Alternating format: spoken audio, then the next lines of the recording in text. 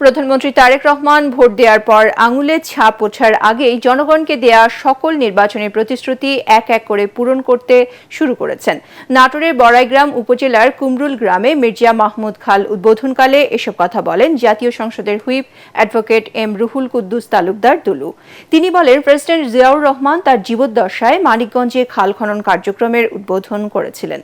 তার সন্তান প্রধানমন্ত্রী তারেক রহমান আবারও এই খাল খনন কর্মসূচি শুরু করেছেন। এতে দেশে কৃষি বিপ্লবের সূচনা হবে এবং কৃষকের জীবনমানের উন্নয়ন ঘটবে বলেও এ সময় উল্লেখ করেন দুলু।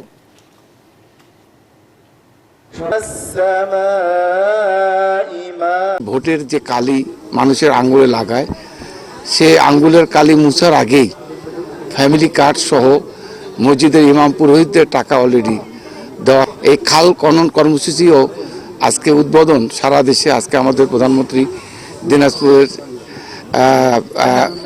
কাহালুতে সেখান থেকে উদ্বোধন করেছেন।